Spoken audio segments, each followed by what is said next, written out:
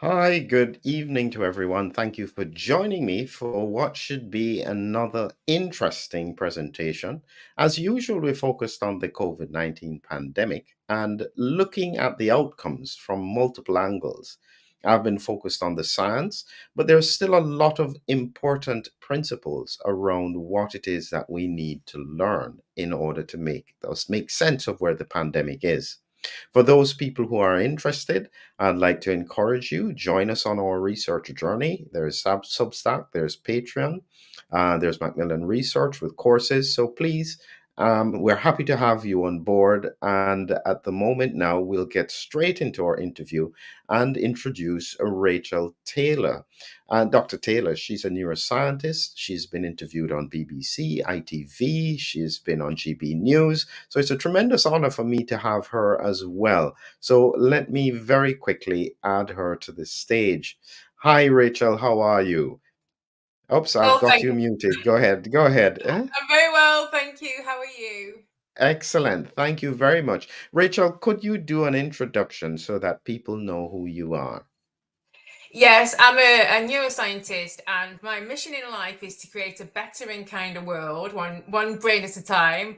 If I had any more than one brain, I'd get a bit overwhelmed because you look around at the state of the world and think I'm not doing a good enough job. And I really love atypicalities in the brain, anything that's different. I love to watch human behavior and very much look at the interaction. And one thing that I really want to try to focus on in the next couple of years is actually how can we get human beings to be more human again. I was the first person in the world to write a theory of well-being for people with autism, which I'm very proud of, and I just seek to bring the humanness back into sort of neuroscience. I think we're very good at putting people into parts, and I try to bring everybody together to get the best outcome. Excellent. So these are some important points, Rachel, and I think it's critical. As I was saying to you beforehand, I've interviewed Dr. Christian Buckland, who's a neuropsychologist as well, and he had a lot of concerns about some of the outcomes that were coming around the pandemic. And Yeah. this is where our focus is going to be about how this divisive COVID environment Yeah. makes us less human. Is Mm. there anything specific, just to give us a framework? What is it that you mean when you think about that? Well, I just look around, and this really started in 2020 when the introduction of the lockdowns and the messaging that went alongside it, and just from from a brain perspective, we have a whole system that is there to keep us safe. And when we within the environment, if we have continual messaging about danger, about loss, about death, then parts of our brain actually get hyper vigilant to that. And the part of the brain I'm talking about really is a limbic system. And the limbic system, it works on sort of a subconscious, unconscious level. And we tend to act before we think. And even before the pandemic, I started to notice sort of a trend in society where, like, I was like, why are people being dumbed down? Why is stupid being celebrated? Why are people not thinking anymore? And then during the pandemic, it actually became even more apparent that people were acting on impulse from the limbic system, and there was less engaging of the prefrontal cortex, which the executive function is my favorite part of the brain. And I speak lovingly towards our ability to use the prefrontal cortex when Uh, we bef- bef- are. bef- Can't do you Go on. mind if I interrupt there? I just Okay. wanted, because you said something there about the Yeah. limbic system. Yeah. And I just thought it was important for people to Mhm. understand that it's a very ancient part of the brain, and it's a connection of a number of neurons. You can't see my mouse pointer, can you, Rachel? Well, No, you sorry. can't. Yeah, Y- yeah, I can. No, Yeah. you can't. Yeah. So I'm sorry. I have my mouse pointer, but it's not showing. But the main point is that it's a connection of all those areas in red, going straight from even the olfactory sense of Yeah. smell all the way to the amygdala, and Yeah. it's really that critical fight or flight natural Mhm. instinct that the Yeah. body has. Do you want to say something more about it? Yeah, I want to. It's a system that we share with animals. and I said quite flippantly one day, and it wasn't really as flippant that it was really, because I was saying I wish people would start thinking more and stop feeling more, because we have all these emotions that are just not being thought about. And as someone who studies quite in great depth about psychology and neurobiology, I never thought there would be a day when I was saying people need to stop feeling more. And the problem is they're not feeling their own emotions. They're actually feeling the messaging that's being directed towards their limbic system. So we tend to feel a sort of a panic. And going back to, if you can just show your diagram again so that people can see, when you see this, sort of the olfactory system and all of our senses, every sense we have, it feeds in, our environment matters a lot for our limbic system. So if we have a lot of messaging, a lot of our colleagues, peers, neighbors, all behaving in a way that actually is quite scary and that there's something to be fearful of, even if we don't initially feel fear from that messaging, it is a contagion. Our brain, through the mirror neuron system, will actually start thinking, well, what is it to be scared of? And if we're not thinking about that, it very much then becomes a sort of a hypervigilant, hyperactive limbic system that is constantly looking for things that can get us. And I just want to say at this point as well, the whole the area of the limbic system, particularly the amygdala, we actually have that as an evolutionary benefit. Anxiety is an evolutionary benefit, is to warn us that something is amiss within our environment. But if all we have for a set amount of time is that the environment is scary, the environment is dangerous, don't go outside, don't meet people, that's going to have a massive impact. And we're going to be behaving in a very sort of impulsive, animalistic kind of way. Like, you described it as the fight or flight. And of course, we know about the freeze. And, it really concerns me because what has happened since, and what I have observed, is that we have a lot of different groupings of people now. And from my perspective, that is extremely damaging for human beings, extremely damaging for society.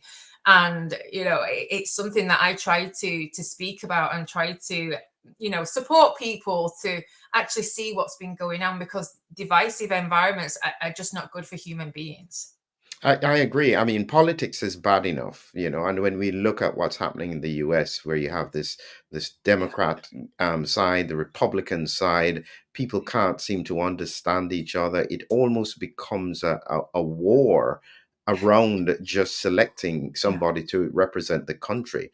Do Yeah. you think that this is more than just a bit of anxiety? Do you think that there is no COVID phobia in the Yeah. same way that we have claustrophobia, Yeah. and fear of Mm, heights, fear of mm, spiders, where mm. people now have an uncontrollable fear response around the Yeah. COVID pandemic? Is that about Yeah. right? Yeah, I would completely agree with that. And certainly, from observations, if just every human being can go out and just see people within their own vicinity who are still, extremely frightened, extremely cautious about approaching other people.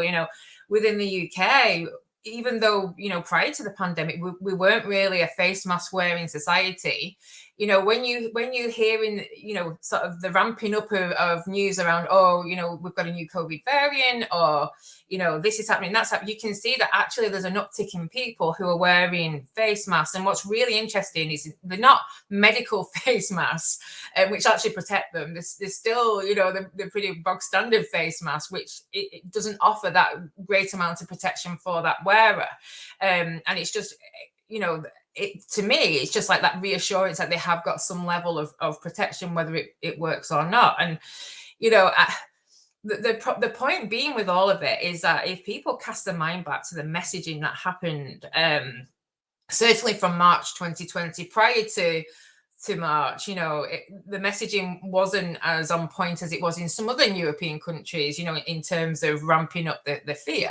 But if you look at the messaging, and I certainly did a lot of email writing to various government offices like, what are you doing? This is very damaging to human beings. Particularly when some of what the messaging that was going out wasn't true. It didn't work like that. And when we have that amount of messaging and that amount of it was propaganda, because that's what it was, trying to influence people to behave a certain way. So that propaganda, when you have that and then nothing to counter that, then people are going to continue in that vein. And there is a lot of people, and I often from a qualitative perspective, for me it's really interesting to look at some of the messaging still going on in mainstream and look at how people react to that. And certainly in some quite the majority of comments for people who are sort of replying, they are still extremely frightened about anything to do with COVID. Really, really frightened, and almost, it's like a victim mentality of how can people not understand why we are still so scared, and it's literally pitting themselves against others. It's like you're either, a COVID vigilance and you're doing the right thing. They still think that they're doing the right thing. They're being good. They're protecting everybody else. And everybody who's not is a COVIDiot. So you've got two camps there. So the messaging and the narrative is really divisive there. But people think they're in the right, and they think that people who are not like them are in the wrong. And this is really critical, because as I was saying, I was just recently talking about, say, long COVID, and what I realized when I pull back from it, and so I have to be careful how I say this. So please moderate what I say and try and help me to get it in the Mm, right way. But it seems that, as I observe, the people who are afraid of COVID and afraid of long COVID are the ones who are pushing for masking, universal masking, mm, vaccine mandates, and more lockdowns. Okay. mm, And on the other side, you have another cohort of people who don't even believe a virus exists, mm, think that it was complete propaganda, and there is absolutely nothing to worry about. And mm. it's almost as if these groups are so far apart, there doesn't seem to be a way to pull them together. I think the important thing to remember from both perspectives, like both groups, they're both run by fear.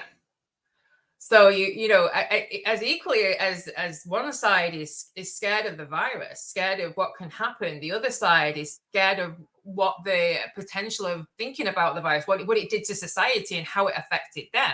So fear is a pretty common denominator.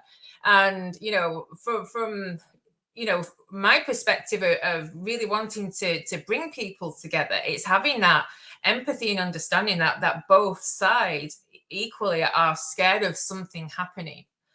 And one of the problem that arises as well is that and this goes back to, do you remember the science? The science. One of the problems is that myself as a scientist and yourself as a physician, we know, because we've worked in this arena, know that there is no such thing as the science. No such thing. And that's why I love science so much. That's why I love it, because there's lots of different opinions, lots of different perspectives that you can conduct an experiment in and try and replicate it and have completely different findings, because there's nothing as variable as human beings. And I think because probably for the first time, in our generation, really, the science was front and foremost, and everybody was sort of brainwashed again in this idea of we are following the science, which they weren't. They were following a group's version of the science. And so you've got these groups now where that's their science, and there's only one science. So I think, if we could really work on actually, and this is never going to happen in mainstream media, I'm Mm. sure it's not, this thing and saying, this is the beauty of science. This is how we progress. This is how we find things out, because there's a consensus within science that there isn't just one dogma. That's the beauty of science. It's not dogma. It's multifaceted. And, I think that's part of the problem as well, because of this whole notion of the science. So people Uh, get their science and hide behind it. There is something you said there that I really thought was fascinating that I wanted to capture. You said that there was fear on both sides. And then, as I thought about it, so you have one side that has COVID phobia. Yeah. It's almost as if the other side has government mandate overreach phobia. And Yeah. they Yeah. Absolutely. realize that if they even give them any slight opportunity, they will do to them what they Mm, did before, which was extremely mm, traumatic. And I just mm, remembered as you were saying it, is that I saw somebody just say this, and they said, I am not mm. afraid, I am angry. Yeah. How do you square that circle? Right. Well, as a neuroscientist, yeah, absolutely. What underpins anger is actually fear, because anger is an emotion to spur us into action to prevent something happening to us, or when something has happened to us, to actually counter the action and make it so that that can't happen to us again. So I could play and to your viewers who are watching this and saying, I'm not afraid, I'm really angry. Honestly, I'm so angry that at times I fear for my own health. And I was like, I speak to many people, and I speak to my close family, and I don't know if I'm ever going to get over this psyop, the huge psychology that the approach, and so much so is that part of the my PhD research was cognitive neuroscience for sure, but I always identified myself very much with the psychology, wanted to help people with their minds, because of how my peers within psychology behaved during 2020. I can't even associate myself with the psychology. So I reneged my membership with the British Psychology Society. That's how strongly I felt about what was happening to human beings. And so, and it raises a question then. So, how then do you explain? Now you pull back and Mm. imagine you're now in the future, kind of Yep. like how we could look back at World War II and so on. Mm. How do you explain how the people who would, in theory, build the psych ops got trapped by the psychops, because it was exceptionally good and very, very well coordinated. I think that's Mm. the thing that I found very Mm. strange, is that I mean, I was looking at it from the science point of view. I wasn't looking at it from that perspective, but I couldn't Mm. understand why it was everybody was following the same narrative. I think nobody is stepping out except Sweden. Mm. And you could Yeah. see what happened to them. So, Yeah. how do you explain from a neuropsychology point of view that Yeah. this could have happened at this time? We thought we were beyond this. Well, I think going back to what I was sort of saying before about even pre-pandemic, I'd noticed that there was been a significant shift in sort of how the population, their thinking processes, the cognitive processes, people are definitely thinking less. And I think sometimes we have to consider, like, when I'm sort of researching and dealing with anxiety or panic attacks or anything that is around fear, I always sort of urge the person, when we're actually reflecting on things, to what happened just before that, because that's the critical process there. What happened just before sets up the perfect environment for that to happen. And I think once you look at sort of that, I don't know whether there was complacency, there was, I think, when the psychologists, the nudge unit themselves, were surprised at how compliant people were. But you have to remember that from 2001, since 9/11, the fear agenda has been ramping up, because they needed to have more money to spend on defense for all these wars. So we need to have an enemy. We need to have some common aim that we were all, this is why we need to do this is why we need to do that. So fear was around in the environment a lot. And when you look at programming, films, movies, you look at them from that perspective, because I look at the environment all the time. From that perspective, you can see that people had been sort of manipulated and influenced through fear for quite some time. And the next thing, it's like, this is a health disaster. It could happen to anybody, even you.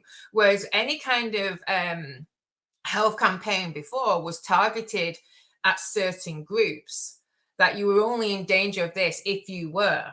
Now, for the first time in an event, it was everybody. Nobody was safe, when in fact they knew that some people were likely to get mild symptoms, weren't likely to be laid out with really debilitating issues. They knew that right from the beginning. But in this case, it was everybody could get it. Everybody could be, everybody could die from it. And they used quite a lot of death scenarios and really quite shocking imagery. And, just the fact that for the first time ever, we found out people's price for being complicit. Was it £2,000 in furlough? £2,000 a month for furlough. And luckily the sun was shining in the UK. It was very hot from the start of lockdown. It was sun shining. And something that you said, it sparked a memory for me. I remember a couple of days after lockdown had officially begun, and seeing that suddenly we had a whole host of TV advertisements, public announcements that were actually talking, oh, let's care for each other, let's look out for each other. And I thought, God, have they pulled this out the hat? And at the time, I had a client who actually was a TV producer. And I said to him, how long does it normally take to do stuff like that? And he was like, it normally takes weeks. Yeah, they'd already had it in preparation. So it's like, it's really interesting because I'm sure you had the same. Yes, we are professionals, but we were also human beings who were going through the same experiences as other people. And I also had the added bonus of getting publicly vilified, because according to the general public, I was not good enough. I was not keeping to the rules enough. I wasn't doing my thing. I remember where I lived at the time that one of the community groups tried having a one-way system around a walking path around the river.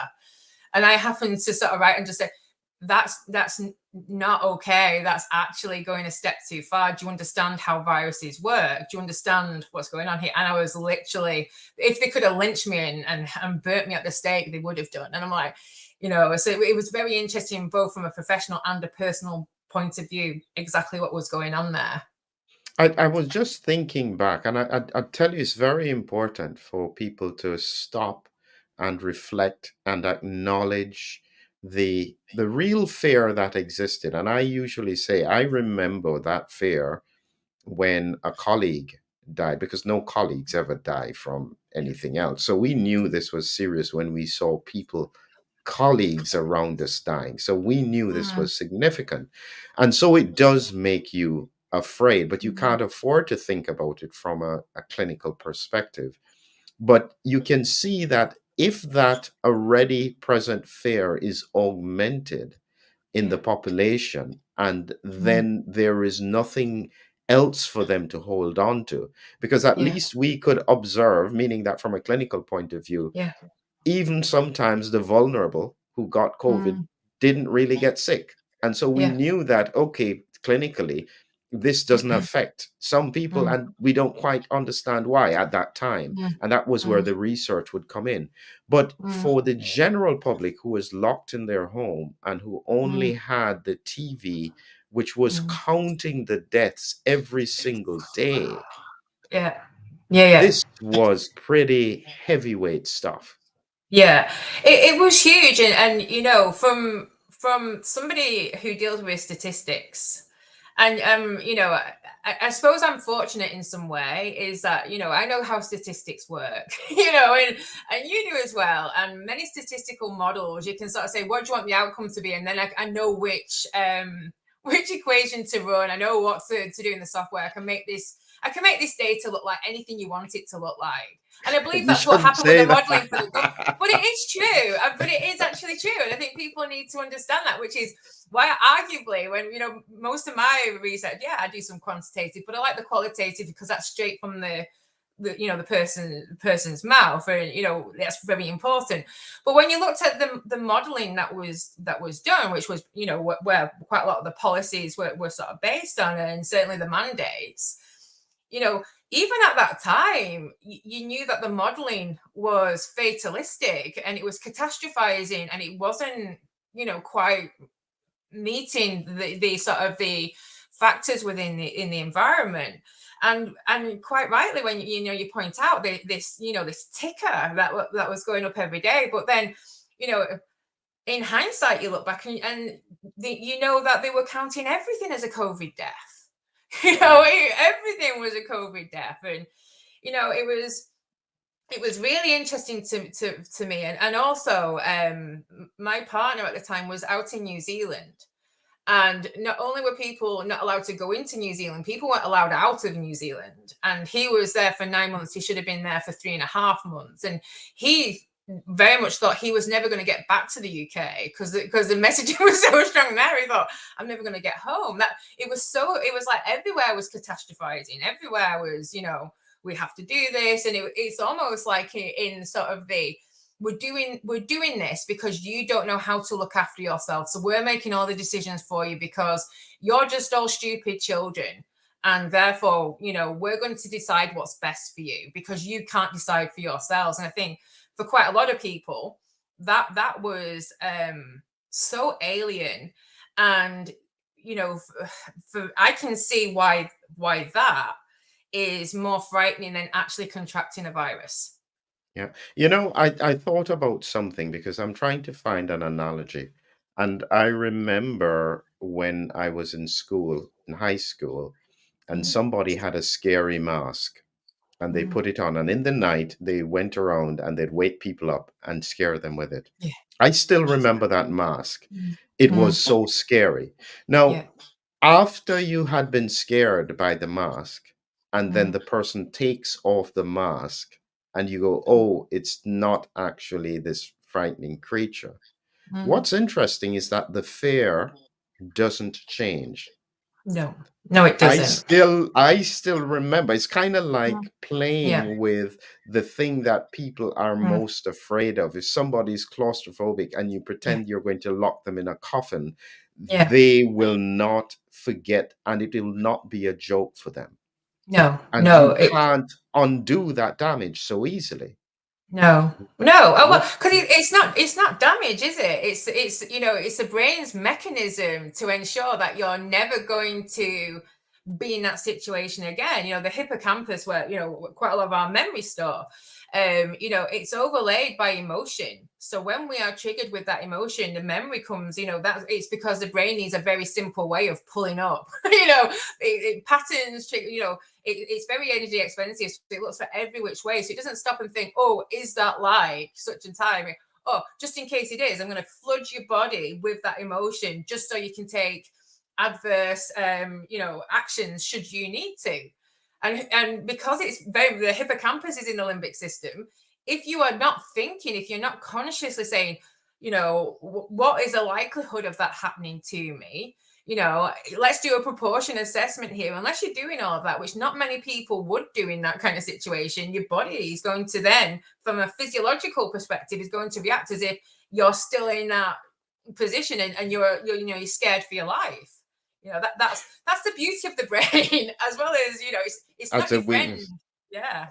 And so it raises the question, because at the moment now, and this is why I said it comes to this divisive environment, which has caused huge damage. What's interesting, I remember they did a survey on the NHS, and they Mm, looked at I think it was probably about maybe 100,000 workers who didn't take the vaccine, and then they mm, rescinded the order. yeah.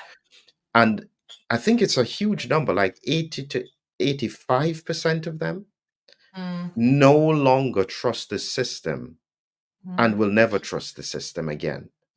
yeah. And Yeah. it's this kind of damage that has been done. And when this occurs at a personal level, in Yeah. terms of relationships, Yeah. is there a way to fix that easily? Not easily, no. No, but I don't see any of the systems within the UK trying to repair any damage that was done. I don't. It's like the onus is on people. It's like get back to normal. And I completely concur with the workers of the NHS. There's so many parts of living in the UK now that I don't trust. I no longer have trust for the education system because of how teachers and unions behave towards children. That for me, what happened in schools was criminal. When we know what we know about how children's brains develop, how they grow, what happened was criminal. And I didn't see any. I mean, this is a thing. I'm not a developmental psychologist. That's not an area of where I would say, but I know how the brain grows. I know how it develops. I know what happens if children cannot see a face. I know what happens when children are treated like they're cohorts in an army. And so there's lots of things within the system now that I don't trust. And for many people, if we're talking about trusting the system, we have a political systems here where we have people who quite like, having a light touch government, and we have people who like having a heavier touch government. That's part of our political system. And when you have people who think that there is massive government overreach, and it's by a government which traditionally would be seen as being light touch, you're going to have massive issues then because they've been betrayed by the people they thought they could trust. The other side thought that they hadn't gone hard enough, did enough, still want it to be like that. So that there's divisions there as well. And this is the thing, nobody has tried to repair the trust. Nobody. There's been no public campaigns, there's been no brevity, there's been no recognition of the damage that's been done to society. I can't believe the divisions that we have, and how politicized they all are, when in fact what has happened is it's just because people were treated badly in every aspect of the pandemic, really. So this is now really almost a political question, because is it now that there cannot be acknowledgement? Because if there is acknowledgement, there are therefore naturally consequences for that acknowledgement. And you're in this awful situation, kind of like what happened to the post office workers, where they didn't want to be acknowledgement because acknowledgement carries with it the weight of litigation. Or even the other example that I use of thalidomide. Did you know that thalidomide, the company apologized, the company that created the drug, delivered the drug, never acknowledged that this was the problem until 2012. Yeah, yeah, I remember it being in the news. Yeah, And yeah. so is it now a situation where the people who can have the ability in terms of the reach, the public broadcasters and so on, will not do anything because it means they would have to acknowledge what they did wrong in the first place? It's really interesting because I don't think it's just. I don't think it is just about acknowledgement at all. I think there's also something about nobody takes ownership, nobody takes responsibility. This COVID inquiry is simply a farce. I came across somebody who one of their colleagues was on the KC team, and I went, have they deliberately been told to ask the most obtuse questions? Because they're really focusing on personalities rather than actually what the inquiry should be about is actually how the state of our society, how what is the detritus that we've all been left with.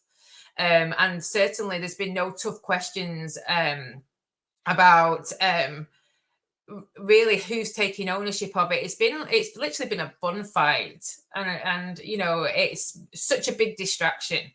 And I think for many people, it's not good enough the mechanisms. So if we've not got a good enough inquiry that's meant to be, it's paid for by the people, so it's meant to be for the people, and I think, people need to know that democracy, ancient Greek democracy, is power to the people.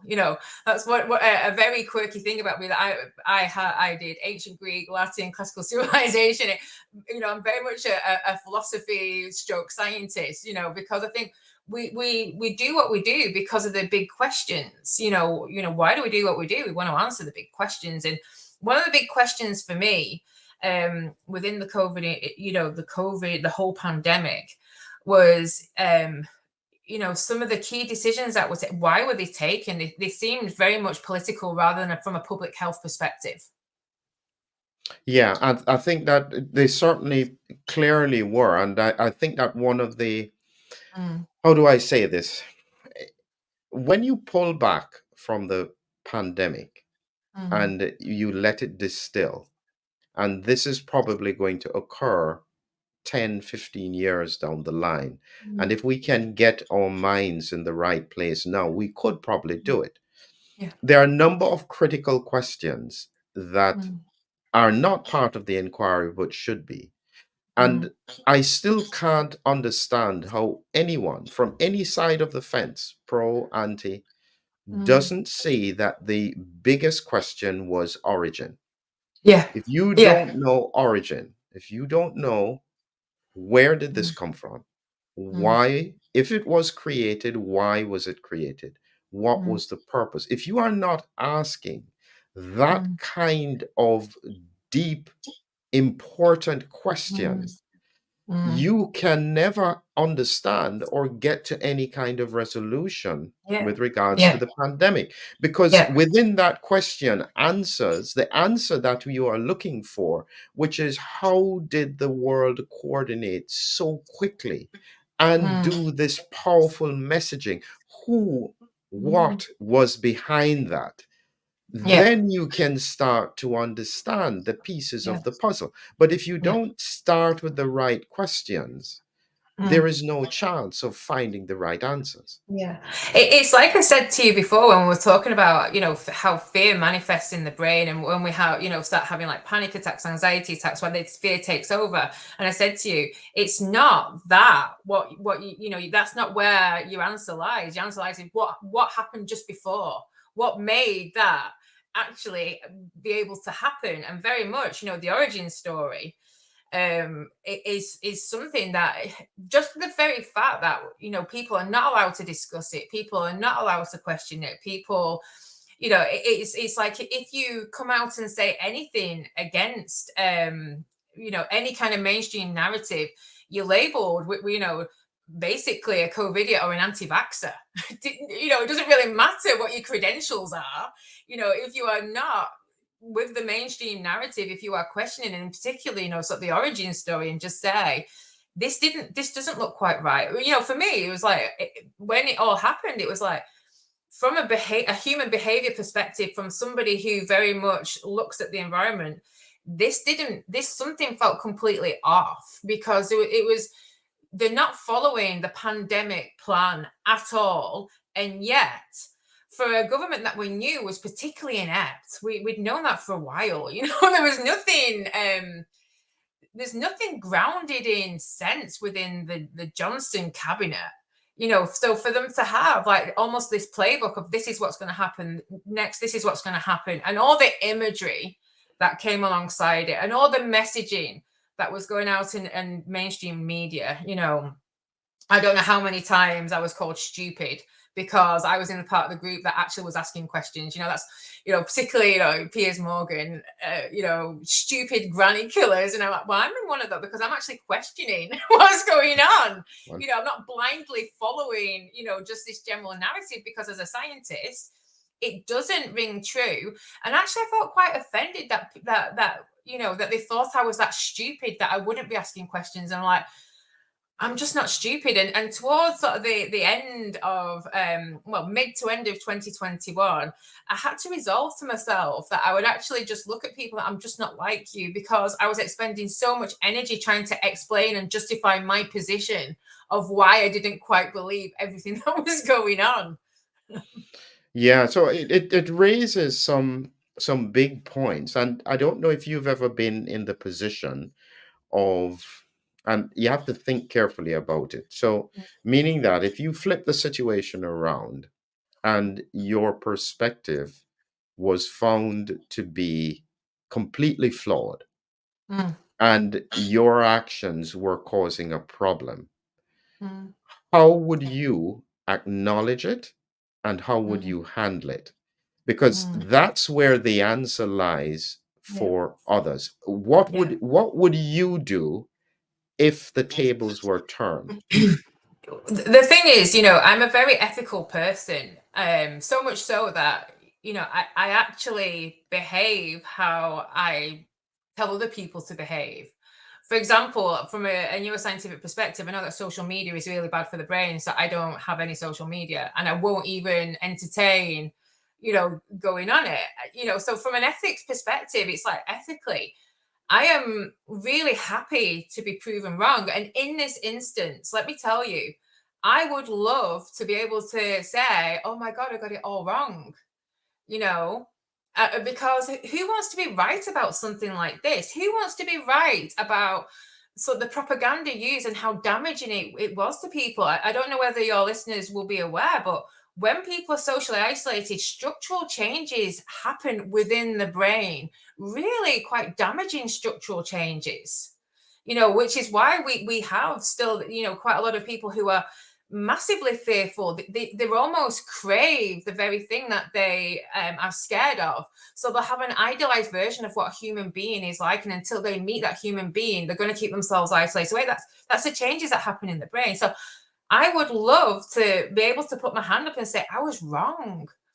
Everything that was done was right. It was good for humanity. They made proportionate decision making. I can see now, but it almost feels a bit Big Brotherish, doesn't it? Like Room 101, where they come out. Oh, I've seen the light. I would love to be wrong, and often. Because obviously part of what I do is like making predictions about human behaviors. If we manipulate this, then this is going to happen.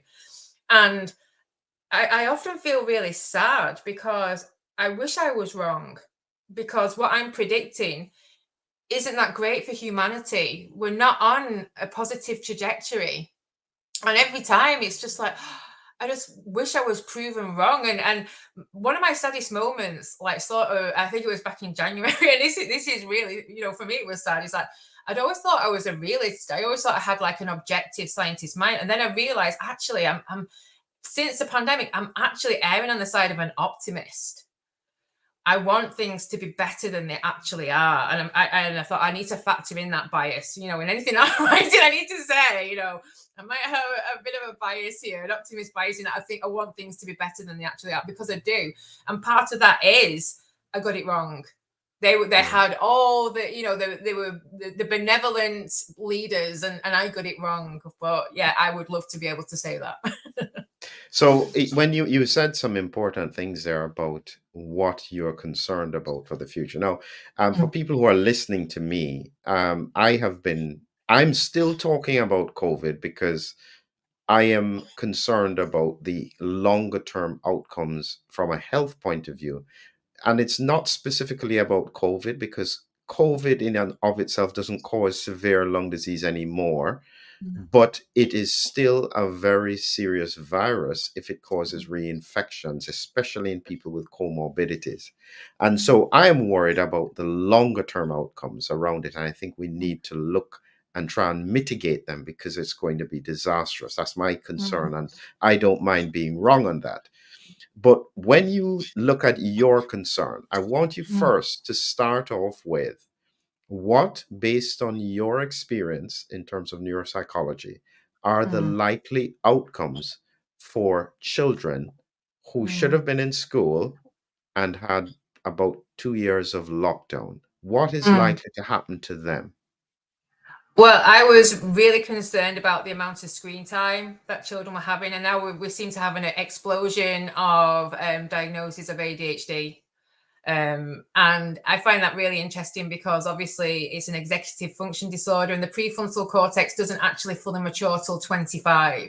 And I think very much from a brain perspective, the amount of exposure to blue light, not much, you know, safety online. There's no such thing as online safety for children. It should be termed as risk management. So the things that they were being exposed to, plus the amount of screen time, I think it has really created quite a lot of stunted growth and certainly some mild issues within the brain. The whole socialization of children as well, it's a massive issue, and particularly for younger children.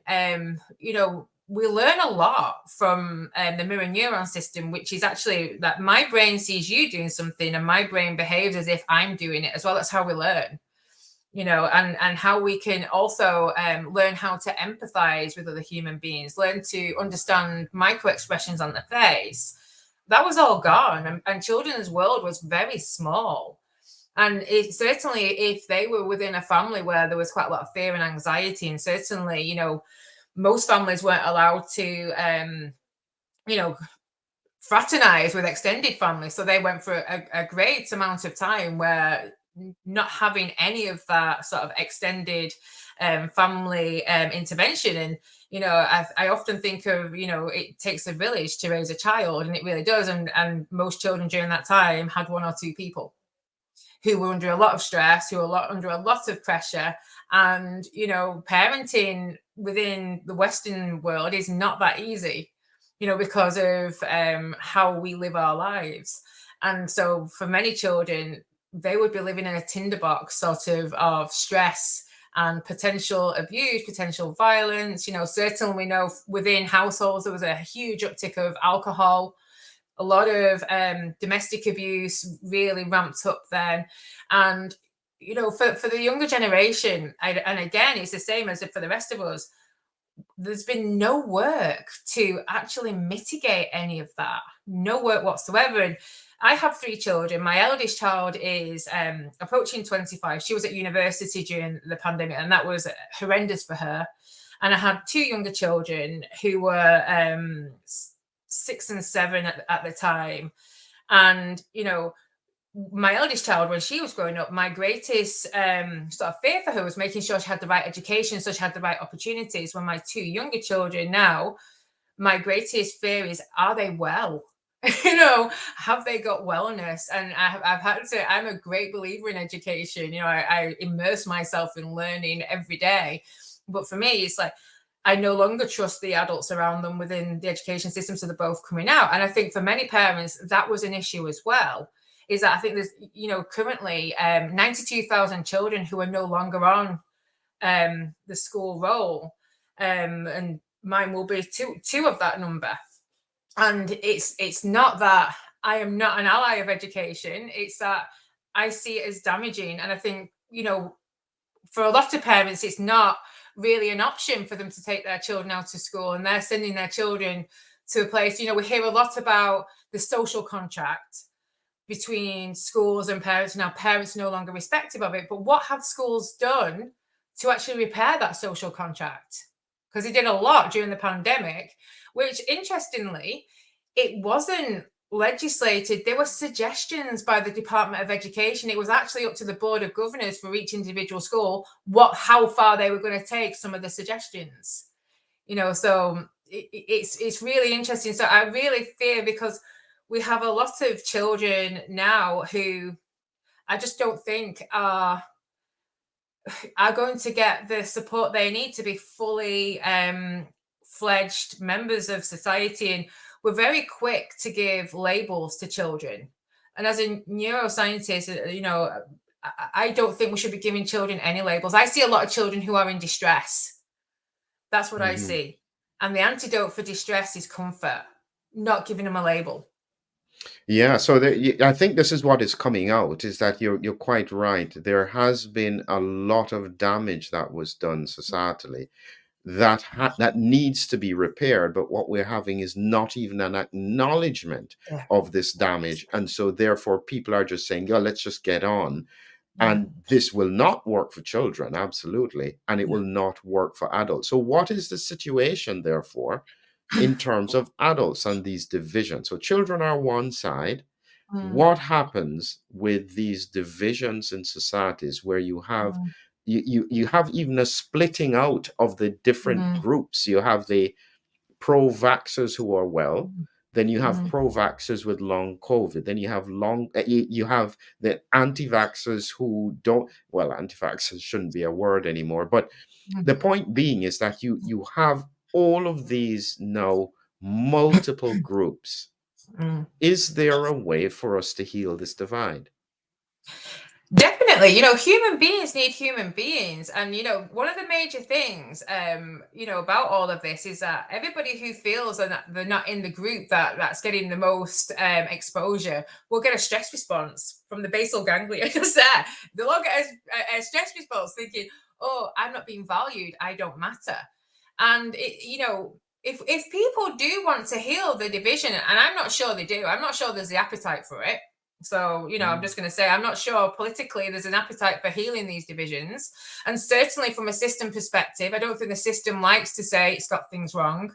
Even when, it's staring you in the face, they still talk around it and they have sympathy for the people who are damaged by the system, but they say we don't comment on individual cases, and, if there was a real appetite, division can happen. I remember years ago listening to a conference in Northern Ireland where the negotiators actually spoke about how they got all the factions to start to actually speak to each other to promote peace in Northern Ireland. Now they were the most divided, really, hating everybody else and hating anybody else's ideology that we could relate to within the UK. And yet things did move. There was, you look for common ground. We're human beings.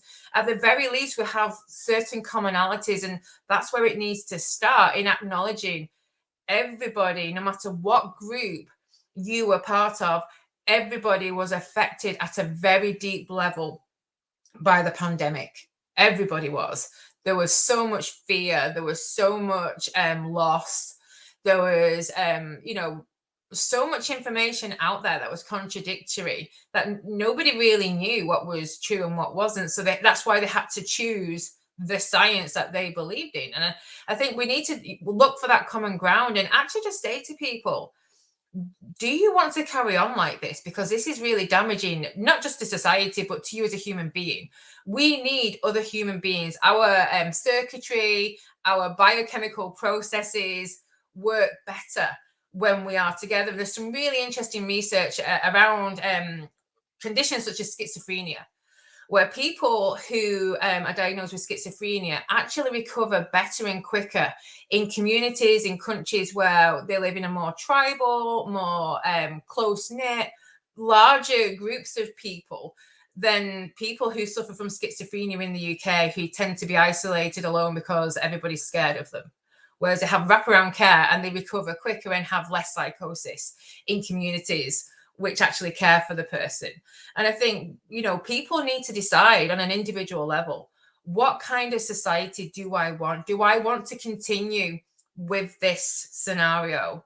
Or actually, do I just want to accept that human beings are better together? So I'm going to take tiny baby steps to actually get to where I need to get to for that. We're coming close to the end, Rachel, and I want to ask you one thought before we go to your closing thoughts. The people who used the situation for political gain are still largely able, and actually, they have learned that it works. And Mm. therefore, without a shadow of a doubt, they would do it again.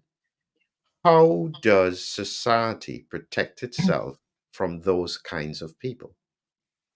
They need to start thinking, because this information is around, and yes, we are going to be exposed to certain things, but I often sort of draw people to sort of comparisons, like Viktor Frankl.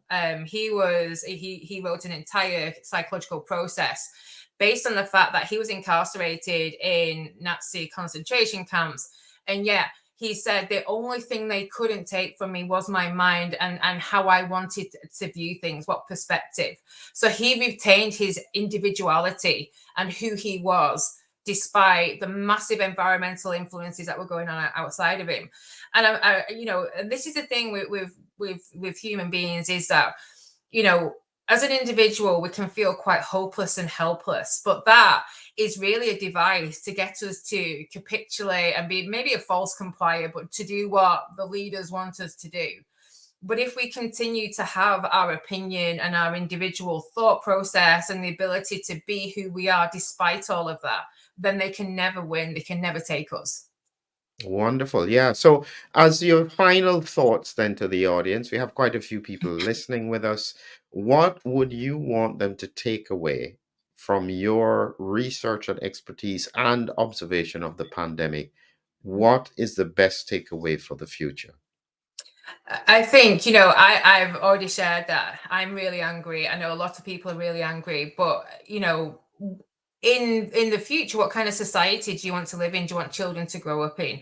I really do try to emphasize a lot about the really good things about human beings and about our amazing potential and about what we can do and how, fantastic the brain is. And something else that's really important to remember, that COVID is a virus, but the biggest killer within the world right now is neurological diseases and neurological disorders. So look after your brain, and looking after your brain is not just about the physical aspects of the brain.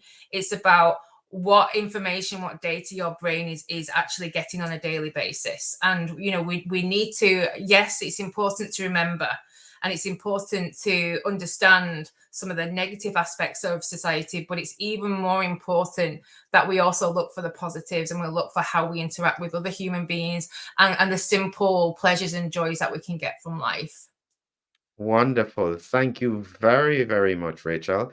And so, thank you for our audience who has stayed with us. I hope that you found this as inspiring as I have. And as usual, look out for more interviews, podcasts, and videos in the next few weeks.